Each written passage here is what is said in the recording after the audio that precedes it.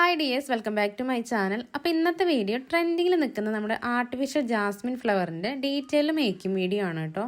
ആദ്യം നമുക്ക് ഇതിന് എന്തൊക്കെ മെറ്റീരിയൽസ് വേണം നോക്കാം. ആദ്യം നമുക്ക് വേണ്ടത് ഈ ഒരു ഷീറ്റാണ് കേട്ടോ. അതിൻ്റെ പേര് ഫോമിറൻ ഷീറ്റ് എന്നാണ്. 0.8 mm ആണ് തിക്നെസ് വരുന്നത്.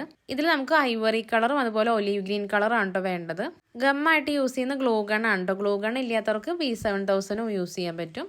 അടുത്ത് നമുക്ക് മെയിനായിട്ട് വേണ്ട ഒരു ഐറ്റമാണ് പെറ്റൽസ് കട്ട് ചെയ്തെടുക്കാനായിട്ട് ഇതുപോലെ ഒരു പഞ്ചിങ് ടൂള്. ഈ ഒരു ടൂൾ വെച്ച് നമുക്ക് പെറ്റൽസ് ഒക്കെ ഈസി ആയിട്ട് തന്നെ കട്ട് ചെയ്തെടുക്കാൻ പറ്റും.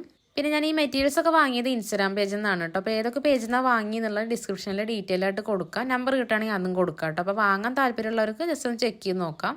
ഇനി നമുക്കിത് എങ്ങനെ ചെയ്തെടുക്കാൻ നോക്കാം. അപ്പോൾ അതിന് വേണ്ടിയിട്ട് ഐവറി കളറിലുള്ള ഫോമിറൻ ഷീറ്റ് ജസ്റ്റ് ഒരു പീസ് ഞാൻ അതുപോലെ കട്ട് ചെയ്തെടുത്തിട്ടുണ്ട് കേട്ടോ. ഇത് ശരിക്കും വലിയൊരു ഷീറ്റായിട്ടാണ് വരും. ഞാൻ വീഡിയോയ്ക്ക് വേണ്ടി ചെറിയൊരു പീസ് കട്ട് ചെയ്തെടുത്തതാണ്. ഇനി നമ്മുടെ ഒരു പെറ്റൽ പഞ്ചിങ് ടൂൾ ഉണ്ടല്ലോ, അതിനൊരു ഗ്യാപ്പ് ഉണ്ട്. ആ ഗ്യാപ്പിലേക്കായിട്ട് നമ്മുടെ ഈ ഒരു ഐവറി കളറിലുള്ള ഈ ഒരു ഫോമിറൻ ഷീറ്റ് ഉണ്ടല്ലോ, അതുപോലെ കയറ്റി വെച്ച് കൊടുത്തിട്ട് പ്രസ് ചെയ്ത് കഴിഞ്ഞിട്ടുണ്ടെങ്കിൽ നമുക്ക് ആ പെറ്റൽസ് ഇതുപോലെ കട്ട് ചെയ്തെടുക്കാം കേട്ടോ. ഇതത്ര വലിയ പണിയുള്ള പരിപാടി ഒന്നല്ല കേട്ടോ. ഒരു ഷീറ്റ് ഉള്ളിൽ വെക്കുക, ജസ്റ്റ് പ്രസ് ചെയ്ത് കൊടുക്കുക, അത്രേ ഉള്ളൂ. ഈ ഒരു മെത്തേഡിൽ നമ്മൾ കുറച്ചധികം പെറ്റൽസ് ഇതുപോലെ ഉണ്ടാക്കിയെടുക്കുക. ഇനി അടുത്ത സ്റ്റെപ്പിൽ നമുക്ക് മെയിനായിട്ട് ആവശ്യമുള്ള ഒരു ഐറ്റമാണ് അയൺ ബോക്സ്. തുടക്കത്തിൽ പറയാൻ മറന്നതാണ്. അയൺ ബോക്സ് ആദ്യം നന്നായി ചൂടാക്കി എടുക്കുക. എന്നിട്ട് നമ്മൾ ഉണ്ടാക്കിയെടുത്തിട്ടുള്ള പെറ്റൽസ് ഇങ്ങനെ വെച്ച് കൊടുത്തിട്ടുണ്ടെങ്കിൽ അതിങ്ങനെ ഹീറ്റായിട്ട് കറക്റ്റ് നമ്മുടെ മുല്ലപ്പൂവിൻ്റെ ഷേപ്പിൽ ഇങ്ങനെ വരും. പിന്നെ അയൺ ബോക്സ് ഓവറായിട്ട് ഹീറ്റ് ചെയ്തിട്ട് ചെയ്യാൻ പാടില്ല, ഒരു നോർമൽ ഹീറ്റിൽ ചെയ്തെടുക്കുക കേട്ടോ. പിന്നെ പെറ്റൽസ് നമ്മൾ ആദ്യം ഇങ്ങനെ വെച്ച് കൊടുക്കുമ്പോൾ അതിങ്ങനെ സ്ലിപ്പായിട്ട് വീഴാൻ ചാൻസ് ഉണ്ട് കേട്ടോ. അതിനാണ് നമ്മളിങ്ങനെ പ്രസ് ചെയ്ത് കൊടുക്കണം. അതിങ്ങനെ പ്രസ് ചെയ്ത് പിടിക്കാനായിട്ട് ഞാൻ യൂസ് ചെയ്തിട്ടുള്ള പെൻ നൈഫാണ് കേട്ടോ. അതിന് പകരം നമുക്ക് എന്ത് വേണമെങ്കിലും യൂസ് ചെയ്യാം, പെന്നോ പെൻസിലോ എന്തായാലും കുഴപ്പമില്ല. പിന്നെ നമുക്ക് കറണ്ടും അതുപോലെ സമയം ലാഭിക്കാനായിട്ട് അറ്റ് എ ടൈം ഇതുപോലെ 4-5 പെറ്റൽസ് ഒരുമിച്ച് ചെയ്തെടുക്കാം. അങ്ങനെ നമ്മുടെ കയ്യിലുള്ള പെറ്റൽസ് എല്ലാം നമ്മൾ ഹീറ്റ് ചെയ്തെടുത്തിട്ടുണ്ട്. ഇനി നമുക്ക് ഫ്ലവറിൻ്റെ ഷേപ്പിൽ ഒട്ടിച്ചെടുക്കണം. അപ്പോൾ ഒട്ടിച്ചെടുക്കാനായിട്ട് നമുക്ക് ഒന്നെങ്കിൽ B7000 ഗ്ലൂ യൂസ് ചെയ്യാം, അതല്ലെങ്കിൽ ഗ്ലൂ ഗൺ യൂസ് ചെയ്യാം. അപ്പോൾ എല്ലാവരുടെ കയ്യിൽ അവൈലബിൾ ആയിട്ടുള്ള ഒന്നാണ് B7000. അപ്പോൾ ആദ്യം അത് വെച്ചിട്ട് ഞാൻ കാണിച്ചു തരാം കേട്ടോ.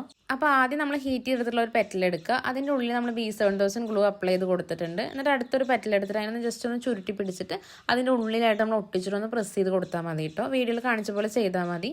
നമുക്ക് സിമ്പിളായിട്ട് തന്നെ ചെയ്തെടുക്കാൻ പറ്റും. ഇതേ സെയിം രീതിയിൽ തന്നെയാണ് നമ്മൾ ഗ്ലൂ ഗൺ വെച്ചിട്ടും ചെയ്യണത്. ഗ്ലൂ ഗൺ നമുക്ക് പെട്ടെന്ന് തന്നെ ഒട്ടിച്ചെടുക്കാൻ പറ്റും, അത്രേ ഉള്ളൂ. B7000 ആണെങ്കിൽ കുറച്ച് ടൈം എടുക്കും. റിസൾട്ടൊക്കെ സെയിം തന്നെയാണ്.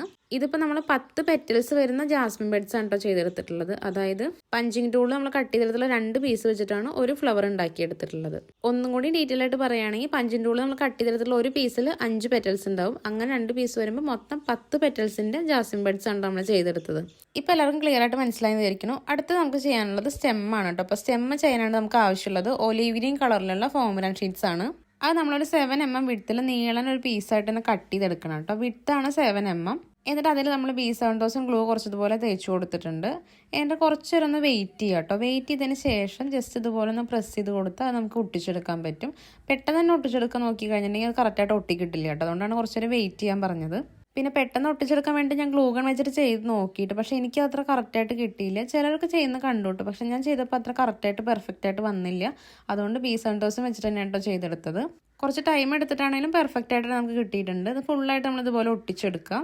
ഇപ്പം ഇങ്ങനെ നീളനെ ഫുള്ളായിട്ട് ഒട്ടിച്ചെടുത്തിട്ടുണ്ട്. ഇനിയിപ്പോൾ ഏകദേശം ഒരു 1.5 cm ലെങ്ത്തിൽ ഇതുപോലെ ചെറിയ പീസുകളായിട്ട് നമുക്കിത് കട്ട് ചെയ്തെടുക്കാം. പിന്നെ ശ്രദ്ധിക്കേണ്ടത് എല്ലാ സ്റ്റെമ്മും ഏകദേശം ഒരേ അളവിൽ തന്നെ കട്ട് ചെയ്തെടുക്കാം കേട്ടോ. 1.5 cm കുറവായാലും കുഴപ്പമില്ല, 1.5 cm കൂടുതലായി കഴിഞ്ഞിട്ടുണ്ടെങ്കിൽ സ്റ്റെമ്മിന് ലെങ്ത്ത് കൂടും കേട്ടോ. ഇനി നമ്മൾ കട്ട് ചെയ്തെടുത്തുള്ള സ്റ്റെമ്മെല്ലാം ബഡ്സിൻ്റെ ബാക്കിലായിട്ട് ഇതുപോലെ ഒട്ടിച്ചു കൊടുക്കുക കേട്ടോ.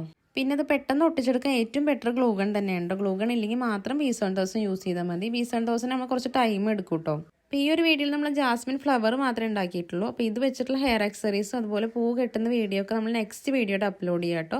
മറക്കാൻ നമ്മുടെ ചാനലൊന്ന് സബ്സ്ക്രൈബ് ചെയ്ത് വെക്കുക. ഈ ഒരു വീഡിയോ ഇഷ്ടപ്പെടുന്നെങ്കിൽ ലൈക്ക് മറക്കണ്ട. അതുപോലെ എന്തെങ്കിലും ഡൗട്ടോ സജഷനോ ഉണ്ടെങ്കിൽ കമൻറ്റ് ചെയ്യാനും മറക്കണ്ട. അപ്പോൾ മറ്റൊരു വീഡിയോ ആയിട്ട് നമുക്ക് നാളെ കാണാം.